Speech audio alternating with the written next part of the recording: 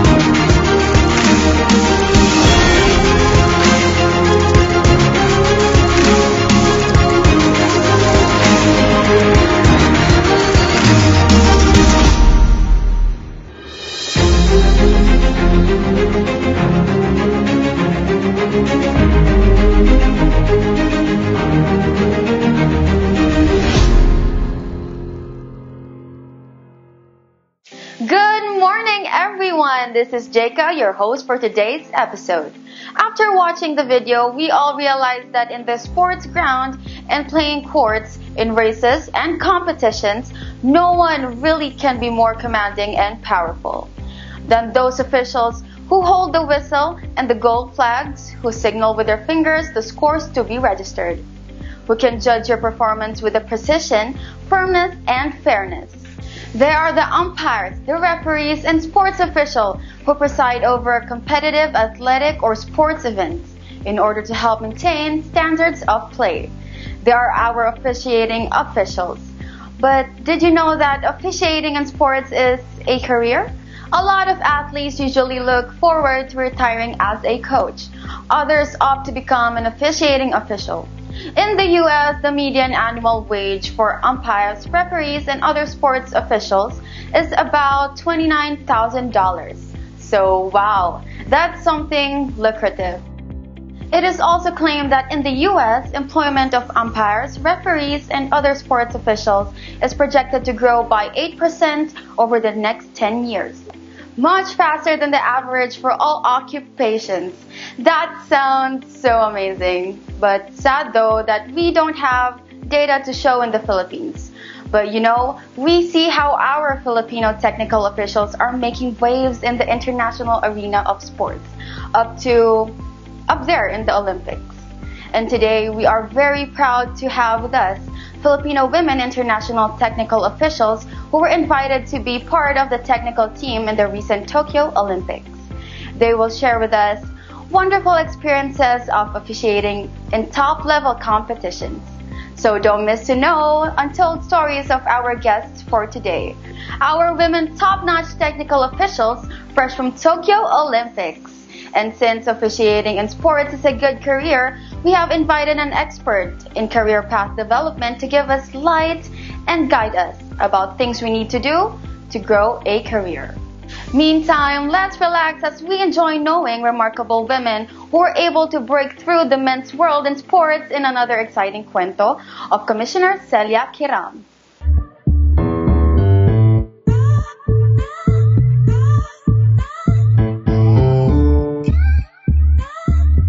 Ang aking ibabahaging kwento sa inyo ngayon ay tungkol sa mga ilang kababaihan sa buong mundo na talagang nagdulot ng inspirasyon at senyales na walang imposible sa larangan ng sport, lalo na sa tinaguriang sports officiating na dati tingin ng iba ay pangkalalakihan lamang.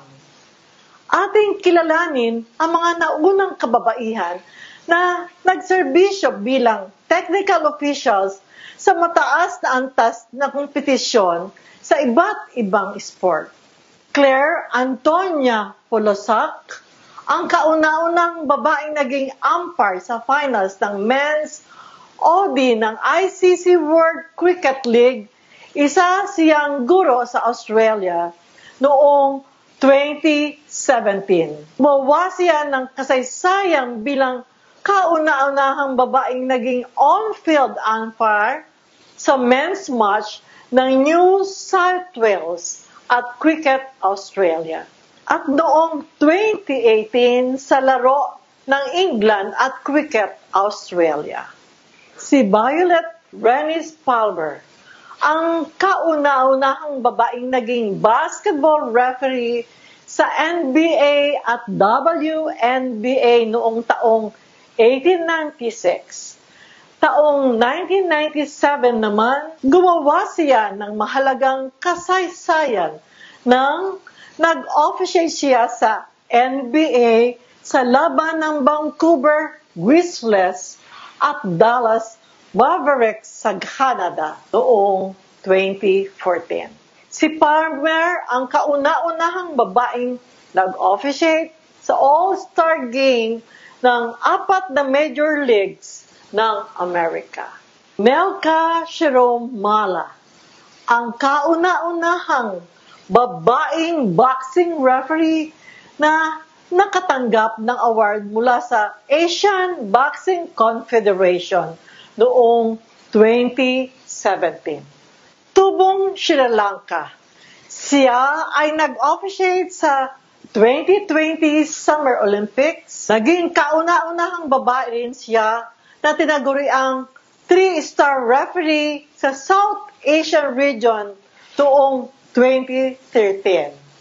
Nag-iisa siyang babae na nag-officiate sa 2015 Asian Women's Amateur Boxing Championship.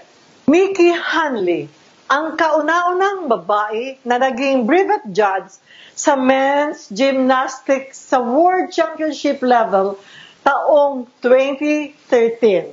Samantala, isang babaeng taga-Australia, si Kat Graham, ang tinaguriang kauna-unahang babae na nakapasa sa mag-brevet exam.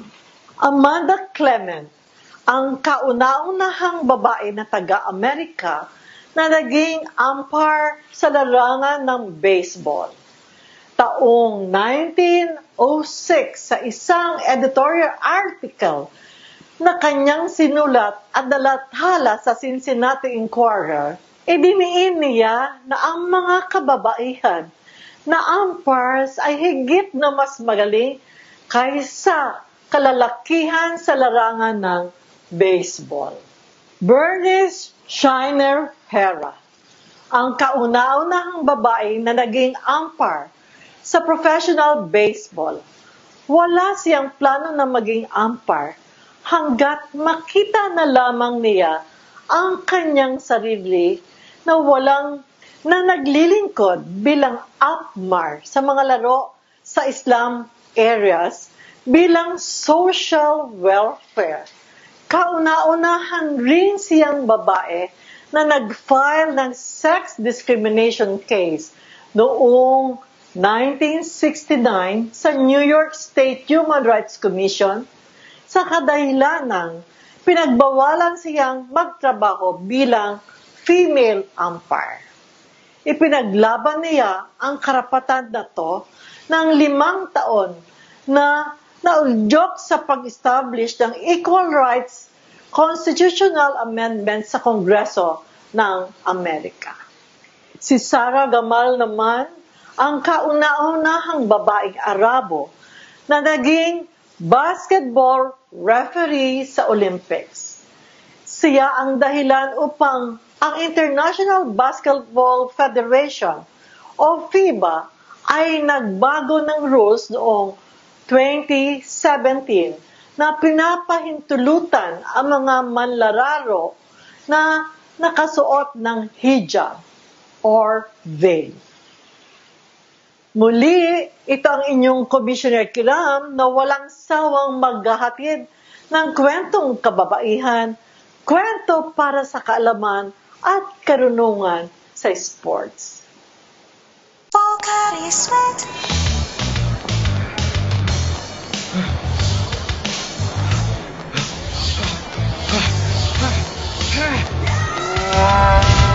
Not at your best?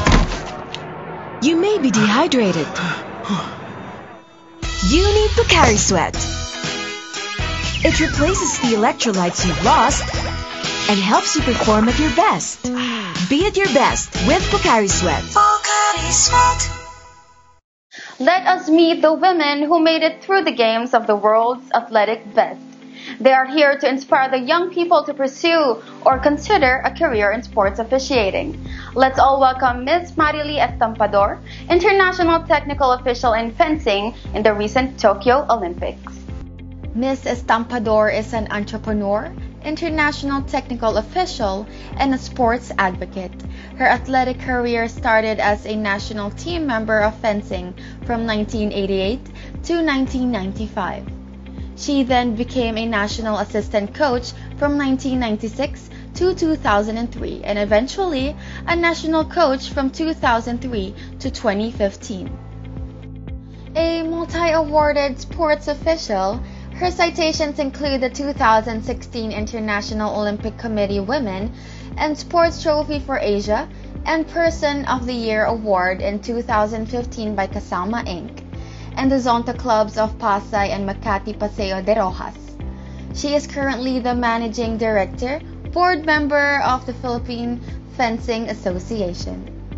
Her numerous international affiliations include being a member of the Communications Commission of the International Olympic Committee, Women in Sports Council of the Federation International DS Crime, and Sports Director for Athletes Development and member of the Technical Commission of the Fencing Confederation of Asia.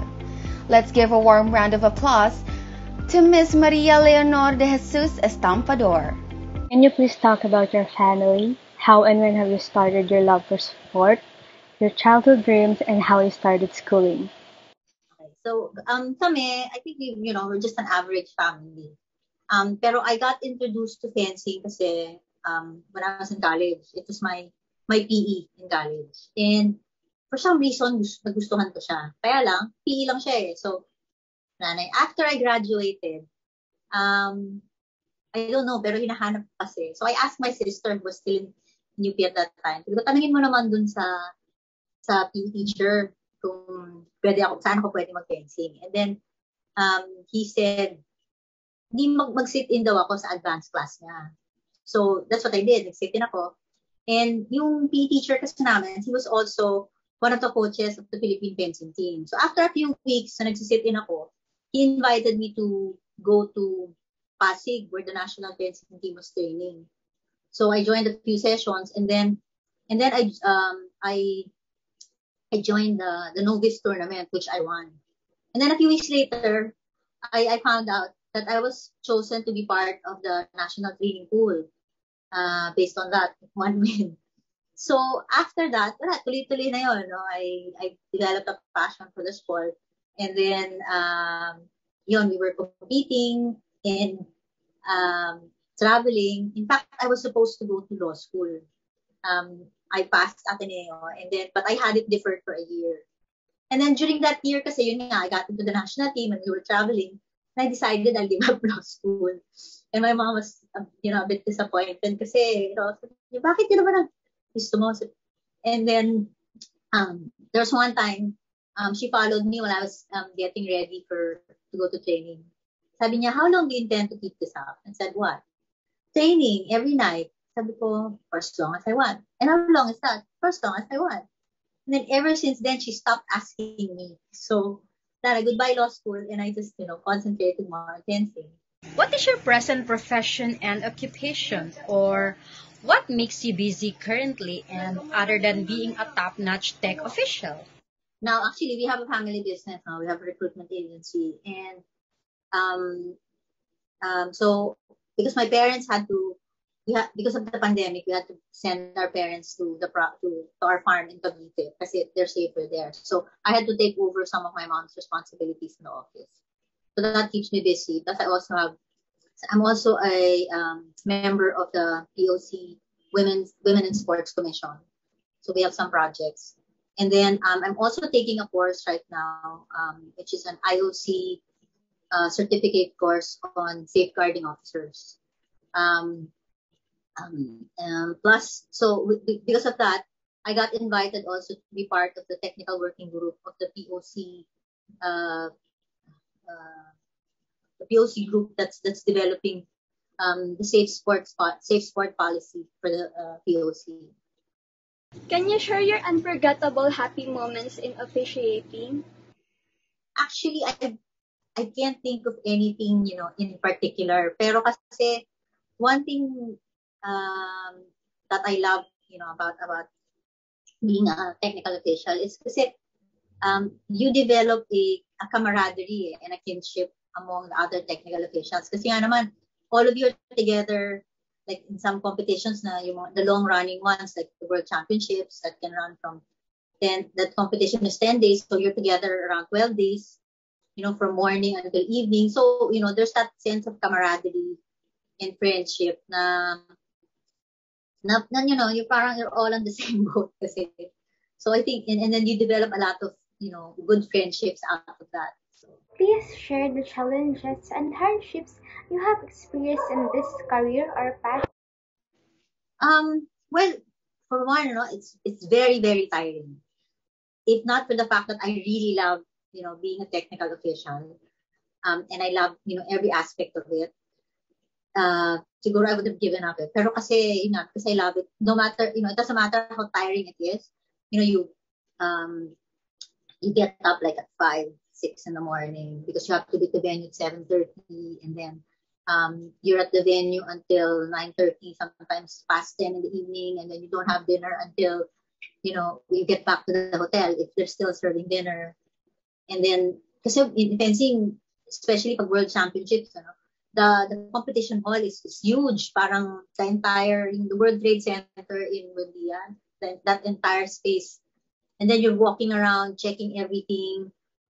So ang sakit ng paa mo after, when you get back to the hotel. And then the next day you do, all that all over again.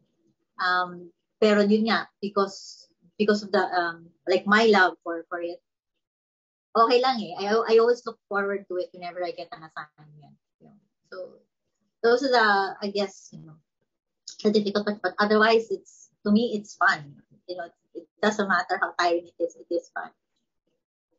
So this is just a brief introduction into fencing or how fencing is played. No, this is for people who've never watched a fencing competition or who may have watched but didn't quite understand what was happening. So first, we have 3 weapons in fencing. The first weapon is the epee. The epee was derived from the dueling sword. If you watch movies set on the 18th and 19th centuries, diba, they will have duels, especially when in order to settle disputes, especially where honor is at stake, they would challenge each other to a duel. Diba, meron mga scene where they will slap someone across the face with a glove, and then they will say, "I challenge you to a duel." Yeah. So the epee was used for that, and in modern epee fencing, it retains some of the essence of a duel, where the duel kasi first to draw blood wins. So masugatan mo lang yung kalaban mo, ikaw na yung panalo. Or in some extreme cases, if you end up killing your opponent, then you win, obviously. Although in modern epee fencing, blood is totally unnecessary. But the same thing, simply put, if you land a hit, then you get a point. So if both of you hit at the same time, both of you will also score a point. That's why in epee fencing, any part of the body is a target. So the head, the hands, the toes, the fingers, it's a target in epee fencing. And in some cases, you may, like I said, if both of you hit, you both score a point. But in some cases, if you have simultaneous hits, but only one hit will register, because your hit is supposed to be within 1/25th of a second. So let's say, me and my opponent, sabay kami tumama, pero yung point ko, na late siya by 1/25th of a second or longer, then my touch will no longer register. Okay. The epee fencing weapon also has a large bell guard. And the blade is more rigid. And if you look at the cross section, it's triangular in shape. Our next weapon is the saber. The saber was derived from the cavalry sword. The soldiers who are on horseback, they have a sword, and it's the saber.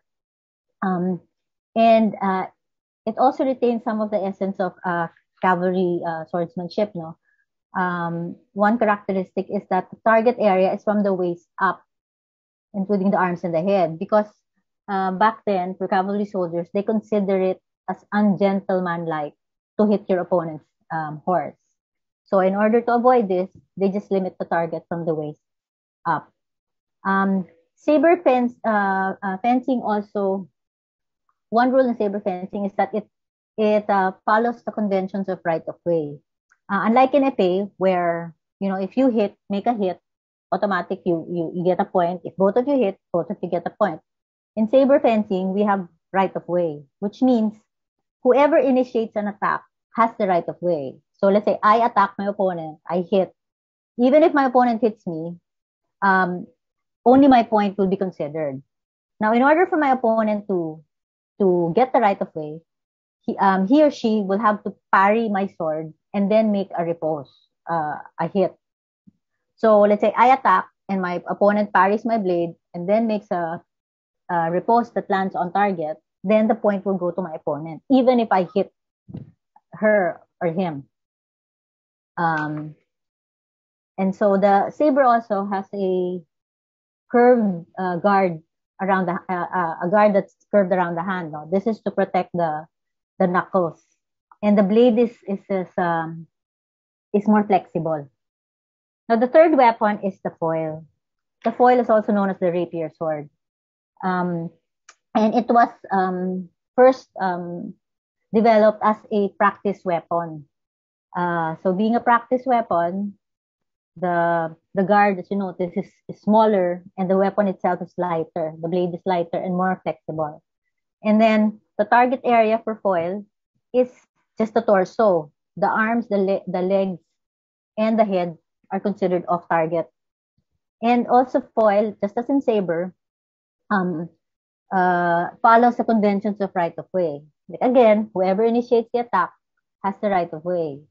And then so the opposing fencer will have to parry first and make a repose, a valid repose, before he can get a point against an attacker. So now we have the playing area. The playing area or the fencing strip is usually about 17 to 18 meters long by 1.5 to 2 meters wide. But actual combat zone or playing area is only 14 meters, as you can see. And then you have the on-guard line on each side. This is the line where the fencers start off before the start of the bout. No? And then you have the 2 warning before the end zone. Kasi that's like a 1 meter warning before you go out of the pits. Kasi nga, that means you're out of the 14 meters already. Or you're going out of the 14 meters already. Now, if in case a fencer, a fencer's foot or both feet crosses the lateral boundaries, which are, the side boundaries.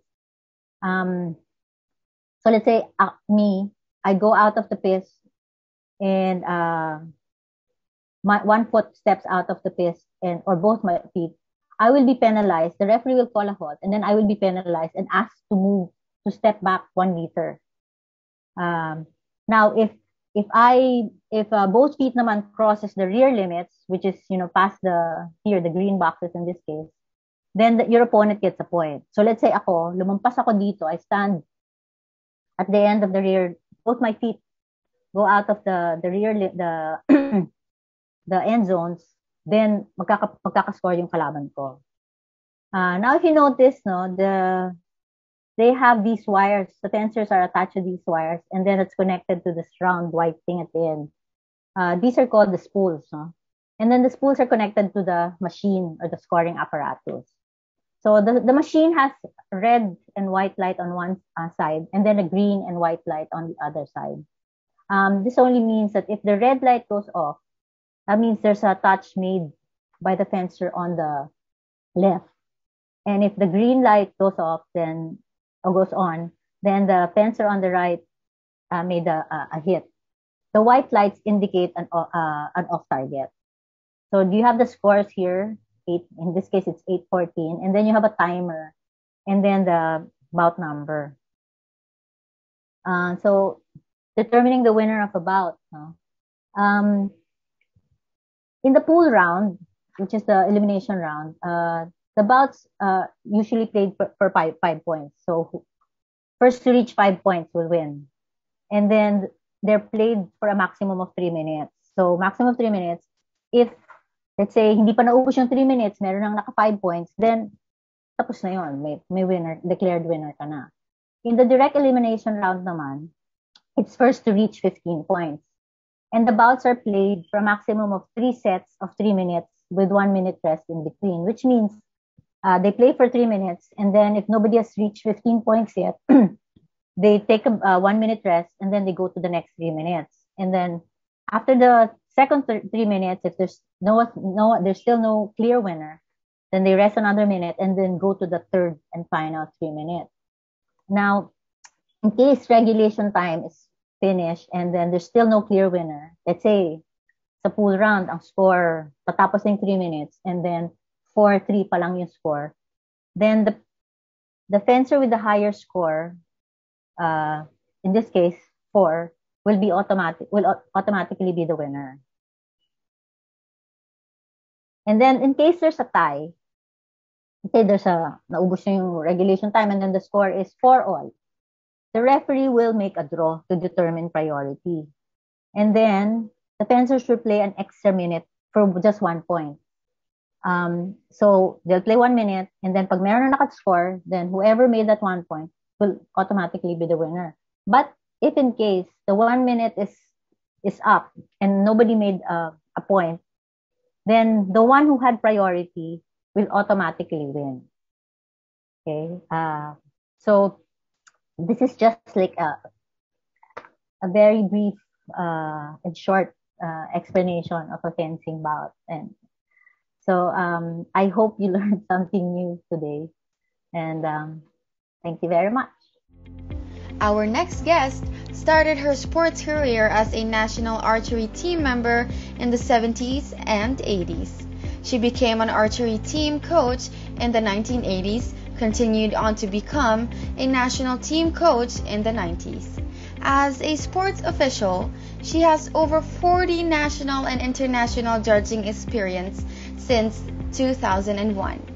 The most recent ones include being the chairperson of the Judge Commission during various international competitions such as IWAS World Games Sharjah, UAE, World Archery Para Championships, Netherlands, Asian Para Archery Championships, Thailand, 29th Southeast Asian Games, Clark City, Philippines in 2019, the 6th FASA Para Archery World Ranking Tournament 2020, Dubai, UAE, and the World Archery Championships 2021, South Dakota, USA.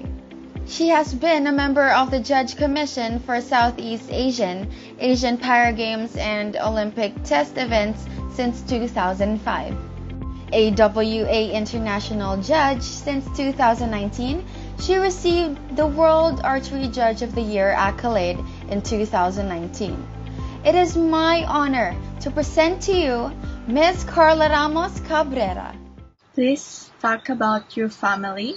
How and when have you started your love for your sport, your childhood life, and your schooling? It's been a long time since I started archery. I was 15 years old. That was way back, I think, in 1974. So that reveals my age. And it actually started with my father. He went to a trip in Japan, and then on the sporting goods store, he saw sa display a bow and arrow set, and he got interested. So he bought it, came back home, and then looked up somebody in Meralco to teach him. And then he brought me and my brother together with him to learn, no? And from then on, that started it, and it just went on and on until I became a national team member with the SEA Games, with the Asian Games, with the World Championships in archery, and that was my career in playing sports, specifically archery. What is your present profession and occupation, or what makes you busy currently, and other than being a top-notch tech official? Okay, right now I'm the church operations head of Christ's Commission Fellowship here in Alabang. And that's what keeps me occupied. Actually, it's a full-time job. All the events of our church and all the ministry coordinations I'm in charge of. So yeah, that really keeps me busy, but happy serving the Lord. How you started getting into officiating? How old were you then? Was it planned or accidental? Who inspired or trained you?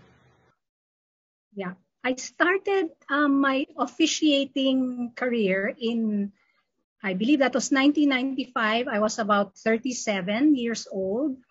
And it was actually planned in a way because I still wanted to be involved with the sport of archery after my playing days. After that, I became a coach. And then I started to work full-time in church. And because I had very limited time, but I still wanted to be involved with my sport, no?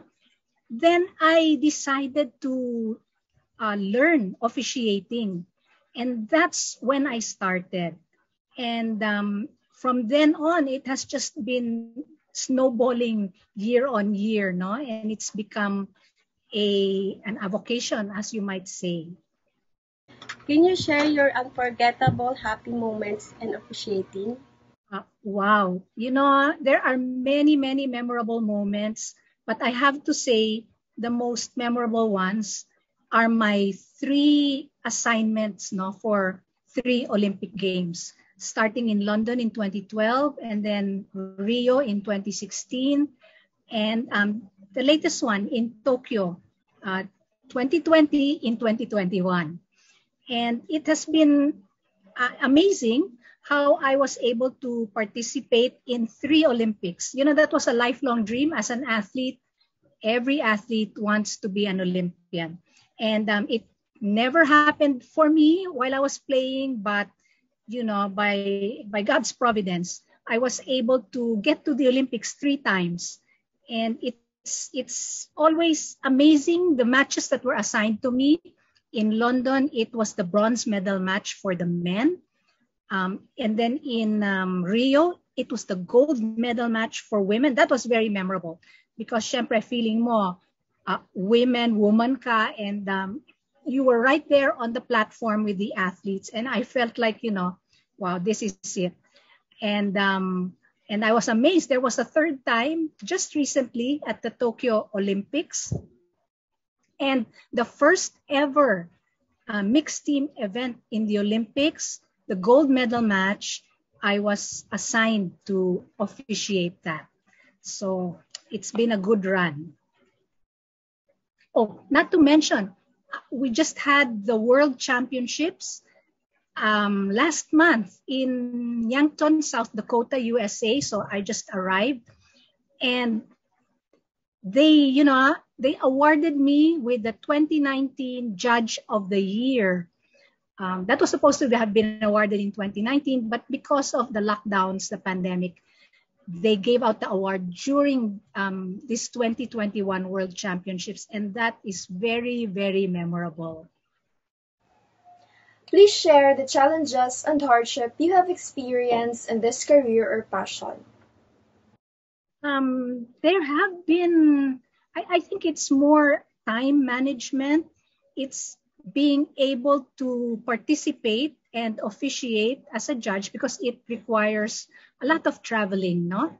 And because I have a full-time job with full-time work, so it's hard to mesh the two, but by God's grace, it has happened for many, many years. I was full-time since 2005. And since then, I've also been judging internationally, maybe 2-3 times, even 5 times a year. And I think that is the main challenge, no? How to bring that together, aside from, of course, your time with family. So work plus the archery, and it takes away time from the family. So those are the challenges that I have encountered. But overall, the people in archery, in World Archery, even here, our World Archery Philippines, the officials, they have been very supportive, and it's wonderful to work with them. So I can only praise God for that. I really encourage athletes to pursue a career in officiating. It's not going to be easy because it's a lot of memory work with the rules. But if you love the sport, you will want to do this, because in archery, as a judge, you want to make sure there is fair play, that you want to make sure that the athletes do their best, that they score their best. And as an athlete yourself, diba? That is exactly what you want. And so it's always a plus that if you have been an athlete and then you move into officiating, you will have the heart of an athlete. It will be tempered, no, with being legalistic with the rules. So you know how the athletes feel. And so you can be able to translate that into, you could say, better officiating, because you understand the athlete. And at the same time, you understand the rules and the spirit of the rule. So that is my encouragement. Sana mas marami pa ang atleta na maging technical official. It will be very helpful to the sports. Up next is a world rowing licensed umpire since 2006. With over 10 years of experience as international technical official and a strong supporter of advocacies that include gender equality and empowering girls and women through sport, diversity, inclusion, and environment. Jercyl Lerin and Ms is also the current Secretary General and a Board of Director of the Philippine Rowing Association. She's a graduate of Women's Sports Leadership Academy, or the WSLA, at the University of Chichester Wagner Regis Campus in the United Kingdom. A former member of the first women's national dragon boat team, she served as a team captain of the women's national dragon boat team from 1998 to 2002. She has now over 19 international umpire and jury assignments since 2007. Let us all welcome Ms. Jercyl Lerin. Tell us something about your family. How and when have you started your love for your sport, your childhood life, and your schooling? Hindi ganun kahilig sa sports yung family namin. So malaking bagay yung PE, mga after-school activities, pakikipaglaro sa mga kapitbahay during my elementary days, because it introduced me to various games and physical activities. Nung sa UP Diliman ako, I got invited to join a training session of the UP Dragon Boat Rowing Team. This was around the time when I was with the Arnis Club. Wala silang women's team, so I was one of the pioneer members of the UP Women's Dragon Boat Rowing Team, which was affiliated with the Amateur Rowing Association of the Philippines, or ARAP, now known as the Philippine Rowing Association. What is your present profession or occupation, or what makes you busy currently, and other than being a top-notch tech official? I work for a US-based company with business interests in travel, restaurant, and properties. I'm also currently the Secretary General of the Philippine Rowing Association, a member of the Asian Rowing Federation Umpiring Commission, and a member of the World Rowing Gender Equality, Diversity, and Inclusion Working Group.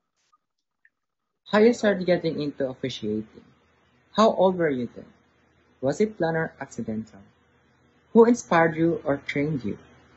I started officiating for local dragon boat races organized by the Amateur Rowing Association of the Philippines at that time when dragon boat was still under ARAP. This was from 1997 to 2002 when I was part of the national team. Kami-kami lang din mga atleta sa team yung tumutulong sa NSA namin na mag-organize and mag-officiate ng local races. After 2002, when I was no longer part of the national team, there was no clear pathway for me to give back to the sport as far as I can see, no? So I somehow drifted away from it. This was also around the time when I got into another sport.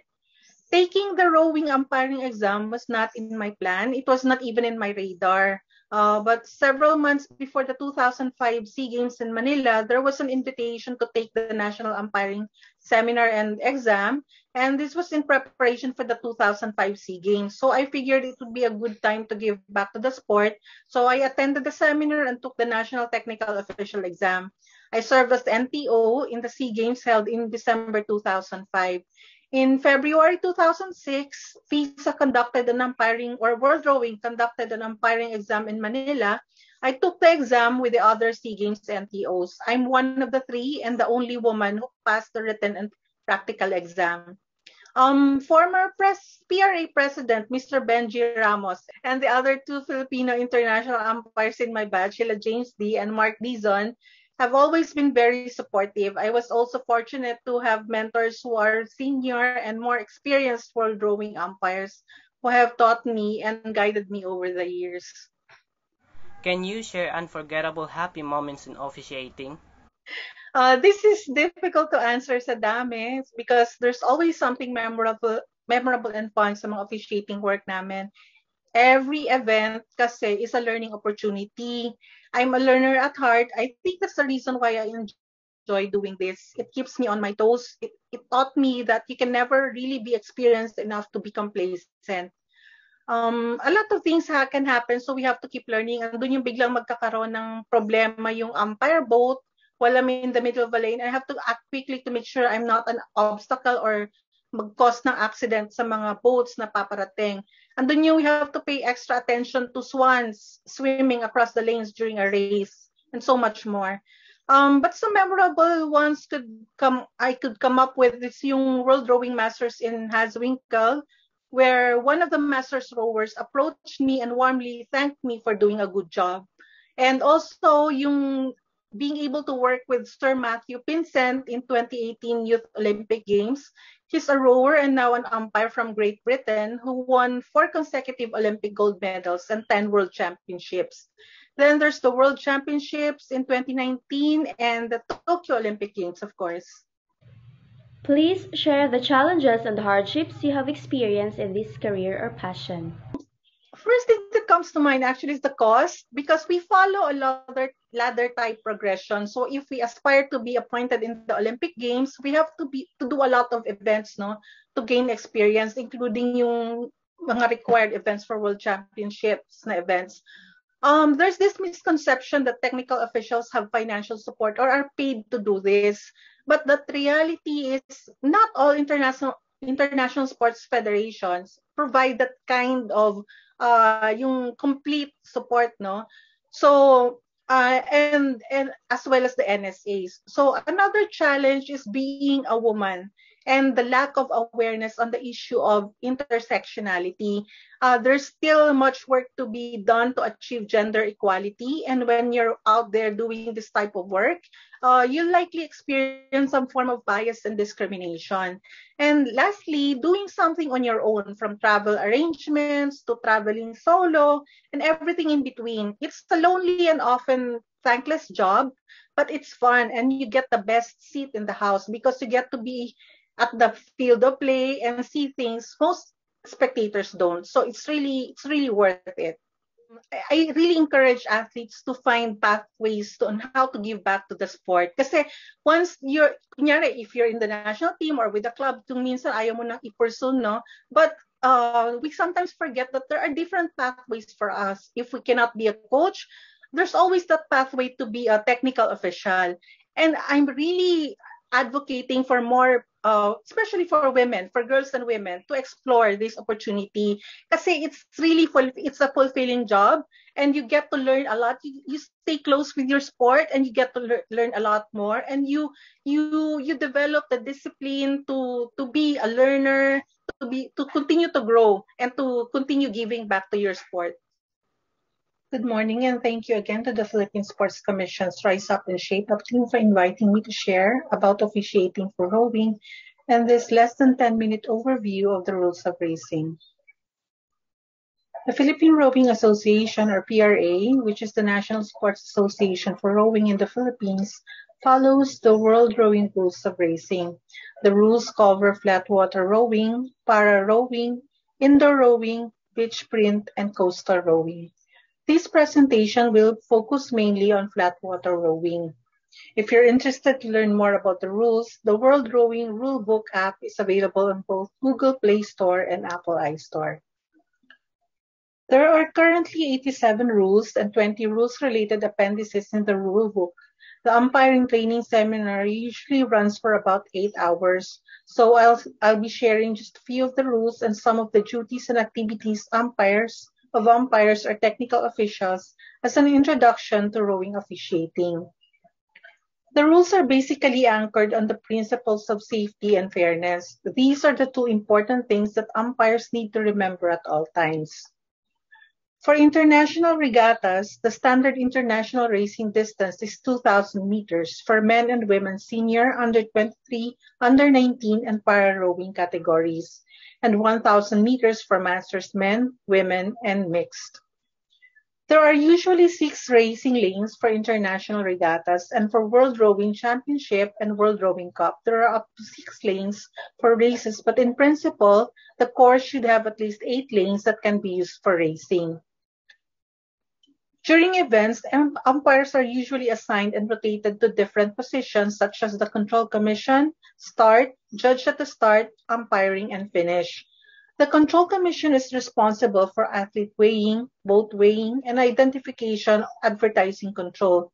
It serves as the communication center and main information link towards other parties involved, such as the president of the jury, start, finish, medical services, and anti-doping control. Here you will see the minimum and maximum weight for lightweight crews and single scullers. A rower or crew not meeting the required weight may be weighed again any number of times within the allowed time limit. However, if a rower or crew fails to meet the required weight or does not show up for weighing within the allotted period of time, then that rower or crew shall be excluded from the event. Here's the list of minimum weight for each boat type. The sanction for having raced in an underweight boat shall be relegation to last place in that particular race. If the crew races again in an underweight boat in a later round of the same event, then the sanction shall be the exclusion of the crew. Technical officials assigned at the outgoing and incoming pontoons also have specific responsibilities to ensure that the athletes are compliant to the rules. Some of the tasks at the outgoing pontoons include safety checks, like checking the bow ball and checking the shoes if they meet the safety requirements. Identity checks and advertising checks on boats and uniforms are also done here. At the incoming pontoon, technical officials are responsible for notifying crews of boats for boat weighing. They will also help in identifying competitors or selected for anti-doping tests. They will also check the dead weight of the cocks, if any. The crews need to follow the traffic rules, which will be explained during the team managers meeting. Team managers will also receive copies of training and racing traffic rules. These traffic rules will also be posted prominently near the outgoing pontoons. There's likewise a lot of activities and things to check at the start area in accordance with the rules. I won't be discussing those in detail, but as an overview, when the starter who is the licensed umpire or ITO says 2 minutes, it means that the boat have to be fixed at the start finger, the rowers have to be ready to start within 2 minutes, and that the crews are formally under the starter's orders. The judge at the start, at the aligner's hut, will basically be judging the alignment. A false start is when a crew crosses the start line after the starter has raised the red flag or turned on the red light and before the start. In the case of several crews crossing the start line before the start has been given, only the judge at the start will decide which crews have committed a false start. Umpires either follow the race from start to finish, which is called dynamic umpiring, or assigned at specific zones, which is called zonal umpiring. Unlike dynamic umpiring, zonal umpires stay within their specific zones and don't follow the race. The umpire alone shall decide if a crew is in its lane or if it is interfering with another crew and causing them a disadvantage. If a crew has caused interference to another crew and has, in the umpire's opinion, affected the position of the crew, then they may be excluded by the umpire. In the situation where a collision between boats or sculls or oars has occurred, the umpire may exclude the crew causing the collision even if no prior warning has been given to that crew. A crew has finished the race when the bow of its boat has reached the finish line. The race shall be valid and in order even if the crew is incomplete. Nevertheless, a crew of coxed boat finishing the race without its coxswain shall be excluded. A race is concluded when the umpire so indicates by raising a white flag or otherwise confirms the result. That ends the brief introduction to some of the rowing rules for racing and a glimpse of the duties and responsibilities of umpires or technical officials. Thank you.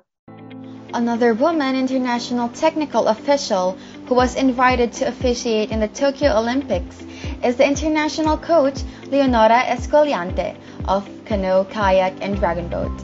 She may not be with us today, but we are so proud that she has also successfully made it to the ultimate dream of any technical official, and that is to reach and be part of the Olympic Games. Thank you so much to all our guests for making us women and girls so proud of your career ventures. Time is up for this week's Rise Up Shape Up episode. Thank you everyone for your support. Rise Up Shape Up is brought to you by the Philippine Sports Commission Women in Sports. We would like to thank our partner PAG4 and our event sponsor Pocari Sweat. Please don't forget to subscribe to our YouTube account and follow us on our social media channels. Again, this is your host, Jeka. Have a marvelous day, everyone. Rise up and shape up.